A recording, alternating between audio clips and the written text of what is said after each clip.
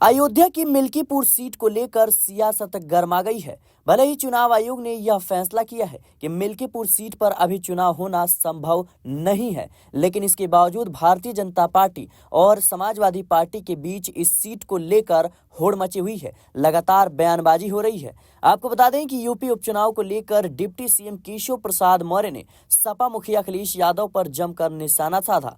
उन्होंने कहा कि अखिलेश यादव को चुनाव का इंतजार करना चाहिए। 2017 में हम मिल्कीपुर सीट जीते थे, 2022 में थोड़े अंतर से हार गए थे। इस बार फिर से कमल खिलाएंगे। जनता की अदालत में दो दो हाथ होंगे, नतीजा हमारे पक्ष में आएगा। बता दें कि उत्तर प्रदेश की सियासत में 9 विधानसभा सीटों पर उपचुनाव है। 10 विधानसभा सीटों पर उपचुनाव होने थे, लेकिन चुनाव आयोग ने यह फैसला किया कि मिल्कीपुर सीट पर अभी चुनाव होना संभव नहीं है। लेकिन इसके बावजूद इस सीट को लेकर लगातार बयानबाजी हो रही है। भारतीय जनता पार्टी और समाजवादी पार्टी के बीच जंग छिड़ गई है।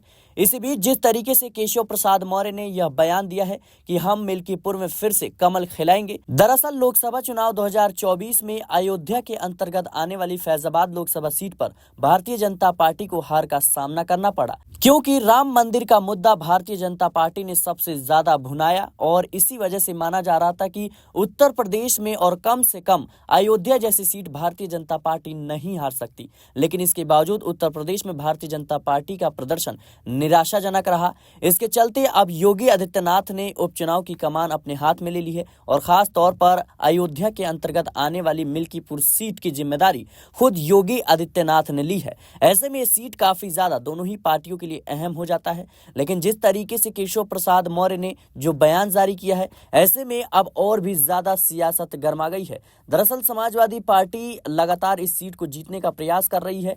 वहीं बता दें कि मिल्कीपुर सीट को लेकर अवधेश प्रसाद को जिम्मेदारी दी गई है। अवधेश प्रसाद जो कि इस सीट से पहले विधायक थे, अब सांसद बन गए हैं। इसी वजह से इस सीट पर उपचुनाव का ऐलान होना बाकी है। ऐसे में देखना होगा कि कौन सी पार्टी इस सीट पर जीत हासिल करते हुए नजर आएगी। फिलहाल के लिए इस रिपोर्ट में इतना ही। देश और दुनिया की तमाम खबरों के लिए बने रहना नेक्स्ट 9 पॉलिटिकल बाइट के साथ।